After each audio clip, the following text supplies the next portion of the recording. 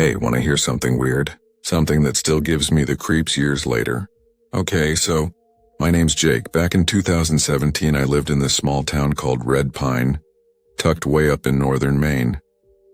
A quiet place. One of those towns where everybody knows everybody, and there's not much to do besides hunt, fish, or hike. I was about 22 back then, fresh out of school, working part-time at a hardware store and saving up for a beat-up pickup. Now my cousin Evan and I were pretty close growing up. He lived about 10 minutes away, and every fall we had this little tradition: take our gear, pick a trail, and go deep into the woods for a few days. Just hiking, camping, breathing in the cold, piney air. No phones, no service, no people. In October that year, we had plans to hike to this old glacial lake way out past Briar Ridge. It's not on many maps, but the locals call it Stillwater Hollow.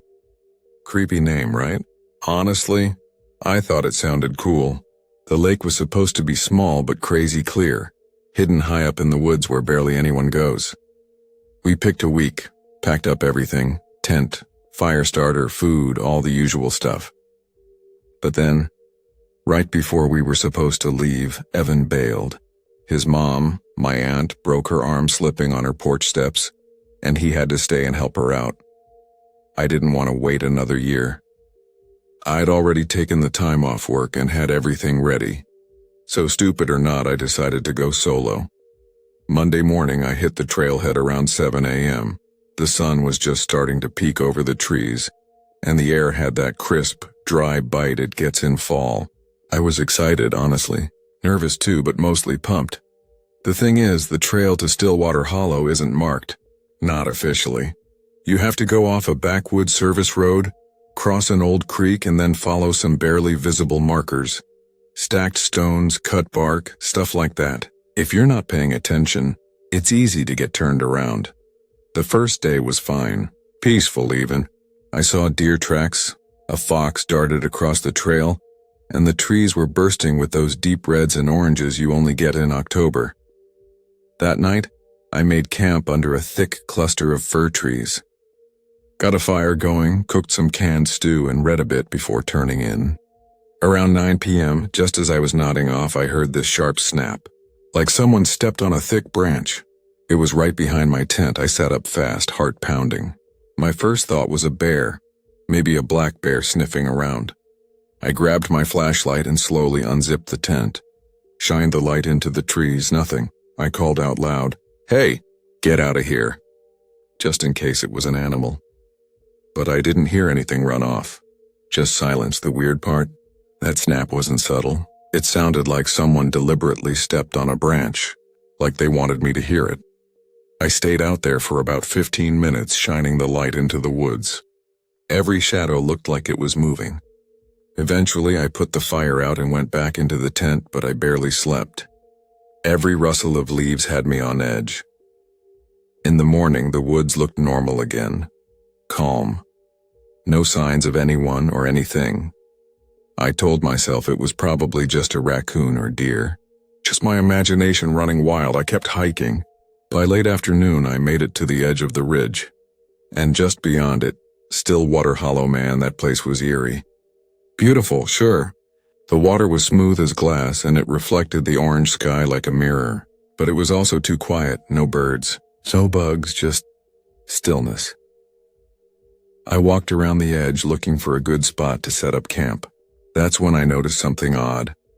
Across the lake on the other side of the tree line, there was what looked like an old fire pit. Stones, blackened center, but no tent, no gear, no sign of people. I figured someone else had been there before me, maybe earlier that season. Still, it gave me this weird heavy feeling in my gut. I set up my tent near a cluster of trees, close enough to the lake to hear the water lapping, far enough not to get soaked if it rained. Cooked a simple dinner, sat by the fire, and tried to shake the unease. But as the sky darkened, I started hearing footsteps again. Soft ones, not animals scurrying or branches falling. No, these were slow-paced, like someone walking in circles just beyond where I could see. I kept glancing over my shoulder, flashlight in hand, but the beam couldn't pierce more than a few feet into the dark. Every time I stood up and called out, "Hello?" Or is someone out there? The steps would stop. Then nothing. I told myself it had to be the wind, or maybe I was just tired, but the hairs on the back of my neck stayed up the whole time. I finally crawled into the tent and zipped it shut. I lay there for hours listening. At some point I drifted off and then I woke up, suddenly, like when your gut tells you something's wrong. Right outside my tent I heard running. Not jogging. Full-on sprinting. I sat up, heart thudding. Fumbled for my flashlight. When I unzipped the flap and pointed the light out, I caught the back of someone. Someone disappearing into the trees. Bare feet, bare back, pale as moonlight. I froze. My mouth went dry. I stepped out slowly, shining the light all around. That's when I saw the footprints. All over, around my tent. Deep ones. Like someone had been walking circles around me for hours. I didn't sleep the rest of that night. Just kept the fire blazing and sat with my back to a tree, gripping my multi-tool. The next morning I packed up fast. Snapped a quick photo of the lake just to prove I'd been there. But the whole way back I couldn't shake the feeling I wasn't alone. And here's the part that still messes with my head. About halfway down the trail, I stopped to grab a snack from my pack. And stuff was missing, not everything. Just a few things. A protein bar. My backup flashlight. One of my knives. A pair of socks, all the stuff I know I packed. Stuff I'd used. I never left my bag unattended, ever. So unless I dropped them, someone must have taken them, maybe while I was asleep. The idea that someone had been close enough, quiet enough, to unzip my tent, dig through my bag, and take things while I was sleeping. It makes my skin crawl. Even now, years later, I sometimes dream about that sound, that running, that pale figure disappearing into the woods, and the part that haunts me most, what if they hadn't run away? What if they'd stayed, watching me sleep?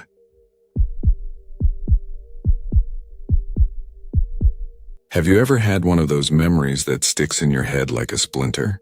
Not because it was fun or exciting, but because something about it still feels wrong?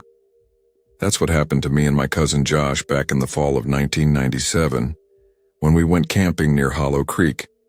It's a tiny place in the middle of nowhere, Pennsylvania. Not even a town really, just trees, hills, and a few dirt roads that seem to go on forever. I was 16 at the time. Josh was 15. We grew up together like brothers, so when he asked me to go camping that weekend, I was all in. We'd done it 100 times before in our backyard or with scouts, but this time felt different. This time we were going alone. No parents, no rules. Just two kids with a tent, some snacks, and a whole forest to ourselves. We drove out in Josh's dad's old Bronco, bouncing over potholes and gravel until we reached the edge of the woods. The spot we picked was about 2 miles off the main road, not far from a dried-up creek bed. Josh swore his uncle used to hunt out there and said it was safe. I figured, why not? The first few hours were perfect. The air was cool and smelled like pine and leaves, and the woods were quiet in that peaceful way, where even the wind sounds like it's taking a nap. We pitched our tent, got a fire going, and roasted hot dogs. It felt like a normal night, until it didn't. Around dusk, we decided to go for a walk just to see what was out there. We didn't take a trail or anything. Just wandered north through the trees, crunching leaves under our boots and laughing about dumb stuff. After maybe 30 minutes, we found this path. Barely there, really, just a thin, trodden line through the brush. Josh stopped and squinted at it. "That's weird. I've never seen this before," he said. And honestly, that should have been our cue to turn back. But we didn't. We followed it. The path twisted through the woods like it didn't want to be found. The trees got closer together, the light dimmer. Every now and then we'd hear something, a bird fluttering off, or the snap of a branch behind us. But every time we looked back, nothing was there. Then we saw it, a cabin, old, gray, leaning like it was tired of standing. The wood was splintered and dark, and most of the windows were busted out. There was moss on the roof and something that looked like claw marks across the front door. No joke. Josh, being Josh, wanted to check it out immediately. "Come on," he said. "It's probably just an old hunting shack." I wasn't so sure. The place felt off, like the air around it was heavier, but I didn't want to seem scared, so I followed him in. Inside it was dead silent. Not peaceful quiet, just wrong quiet, like the air was holding its breath. There were old chairs tipped over, a table with one leg missing, and what looked like rotted canned food on a dusty shelf. We poked around a bit, not really finding anything interesting.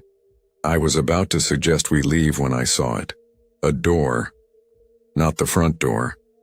This one was in the back corner, half hidden behind a leaning cabinet. It was small, almost too small for a normal adult to walk through comfortably, and it had a padlock on it, one of those thick old metal ones that looked like it had been there for decades, rusted shut and barely holding on. I called Josh over. "Did you see this before?" "Nope," he said, eyes wide. "But now I really want to know what's behind it." He ran outside, came back with a heavy rock and handed it to me like I was the designated lock smasher. I didn't want to, but I also didn't want to chicken out, so I took a deep breath and gave the lock a few good whacks. It snapped off on the third try. The door creaked open slow, painfully slow, like it hadn't moved in years. It scraped along the floor and let out this groaning sound that made my skin crawl. Inside was nothing but black. Josh clicked on his flashlight and aimed it through the doorway. There was a staircase, wooden, narrow, leading down into the darkness. We stood there a second, neither of us moving. "You think it's a basement?" I asked. Josh nodded. "Only one way to find out." So we went in. I went first, with Josh right behind me. The stairs creaked under our weight. Some of the steps felt like they were going to break. It smelled like dirt and mold and something else I couldn't place, and something metallic. Almost like blood.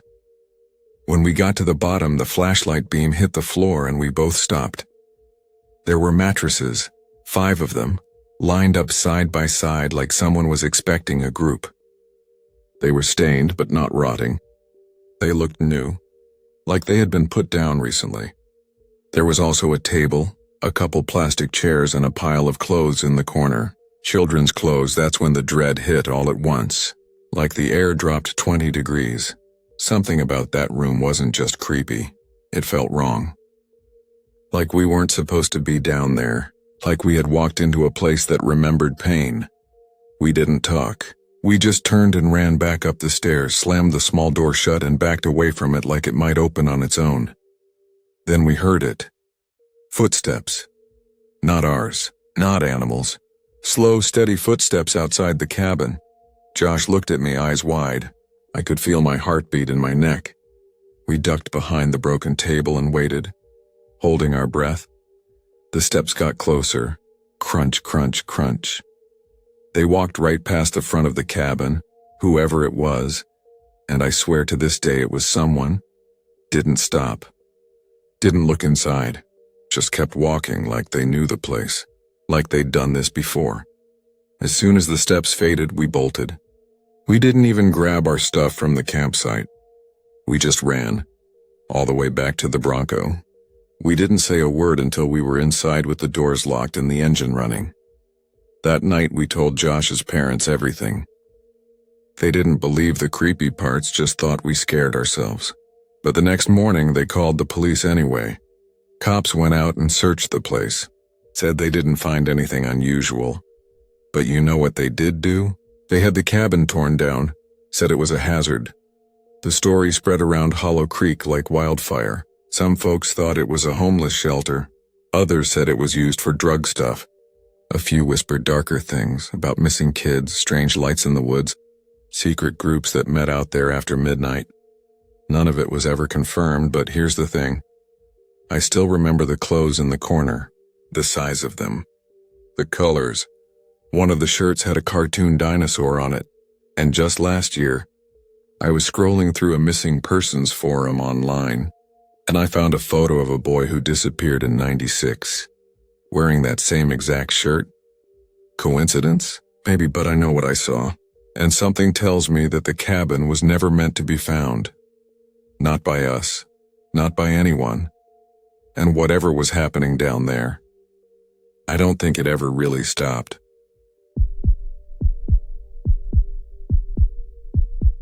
When I was around 8, my Uncle Jared used to organize these big family camping trips every summer. It was kind of a tradition. Load up the cars, coolers, tents, cousins, and dogs, and drive away to some quiet corner of nature. We lived in a dry little town called Sparrow Rock, New Mexico. Not much there except dust, cactus, and sun that felt like it could burn the skin right off your neck. So going up north to Pinewood Ridge in Oregon was like stepping into another planet. Tall trees, moss, lakes, and everything smelled like wet earth and pine needles. I loved it. Back then, my best friend in the world was my older stepbrother, Milo. He was just a year ahead of me but acted like he knew everything. We were tight. We did everything together, especially on these trips. Even though we weren't blood, it never felt that way. But this one trip, summer of 2002, it changed everything. It's the one memory I can't laugh about. The one story I don't usually tell unless people really want to hear something off. Something that still makes me look over my shoulder when I'm in the woods. It was the second day of the trip. Our parents and uncles were hanging out by the lake, grilling hot dogs and cracking beers. Some of the aunts were sitting around the fire, telling boring grown-up stories about taxes or whatever.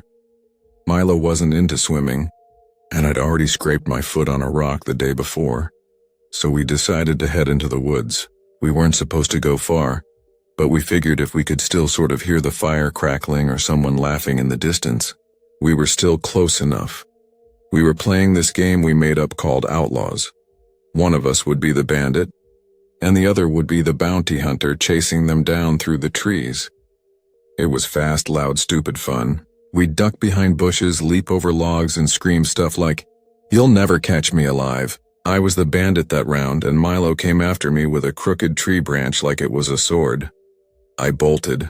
I remember just tearing through the woods like my shoes had rocket boosters.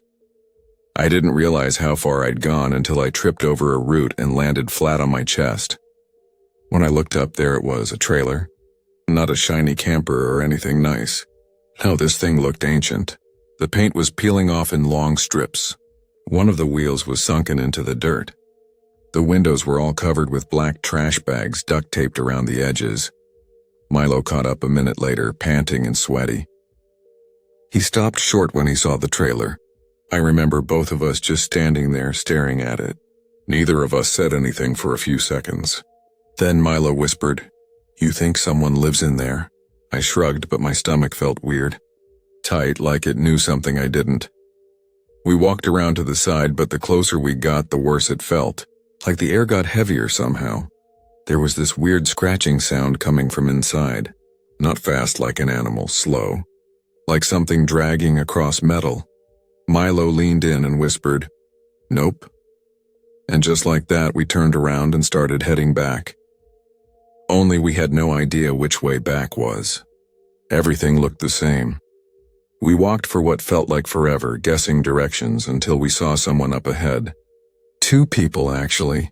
A man and a woman pushing a rusty old shopping cart full of stuff. It was the middle of the woods, but they looked like they'd been walking for miles. The woman waved at us first. She had a gray hoodie tied around her waist and bright red lipstick that made her teeth look too white. The man didn't wave. He didn't even smile. He just stood behind the cart, staring at us like we were bugs under glass. "Hey there," the woman said, friendly-like. "You boys lost?" We told her we were camping with our family but got a little turned around. She asked us our names and ages, and when we told her, she glanced over at the man. He didn't say anything. "Just kept watching us. You're not far," she said, smiling. "We'll help you get back. Maybe you can come have s'mores with us first, yeah?" My brain said no. Everything about this was wrong. But she seemed nice, and it was still daylight. And in my 8-year-old mind, scary things only happened in the dark. So we followed. As we walked, I started paying attention to the stuff in their cart. It wasn't normal camping gear. There were tangled coat hangers, a broken bicycle wheel, some metal poles, and what looked like a stained mattress pad crumpled in a ball. Everything was rusty or moldy, no food, no water. The man kept walking a few steps behind, dragging his feet. I glanced back a couple times, and every time I did, he was staring at me. No smile, no blink. Just that same dead heavy stare. We walked in silence for a long time. Until, of course, the trailer came back into view. "We're just camped right over here," the woman said, her voice getting higher and more cheerful. She reached out and grabbed Milo's hand, then mine. Her fingers were cold. "Bet you're excited for those s'mores," she said. Right then from somewhere behind us we heard it. Milo. "Jonah!" Voices. Familiar ones. My sister and one of my cousins were shouting for us. We froze. So did she. Her hand tightened around mine. Not a squeeze, more like a clamp. I remember how her knuckles went white. She turned to the man and said, low and quick, "What do we do?" He mumbled something too quiet to hear. Then she started pulling us faster like we were on a leash. That's when I saw my sister through the trees. Her red hoodie, her hair in a braid. I yelled her name as loud as I could, and just like that, the woman let go. Milo and I didn't even look back. We ran. Full sprint toward my sister, who came crashing through the brush with a look on her face I'll never forget. When we got back to camp, the couple showed up not long after. They were all smiles again. Told our parents they'd found us wandering and were just trying to help. That we were sweet boys. That they were glad we were safe. My mom thanked them. My dad offered them burgers. They said no. Later I remember my uncle saying, "There's something not right about that guy." But no one pushed it. I think they were just too relieved we were okay. Milo and I didn't talk about it again until we were teenagers. By then we understood what we didn't that day. Those people weren't campers. They weren't out for a hike. They had a trailer in the woods with blacked out windows and a cart full of junk. They knew what they were doing. We think they were trying to take us. Maybe to sell us. Maybe worse. We never told our parents the whole story until years later. Milo felt guilty for not protecting me. I felt ashamed for not screaming sooner. But we were just kids. Now I have kids of my own. I never let them wander far. And I always tell them if something feels wrong, it probably is. And monsters, they don't wait for the dark.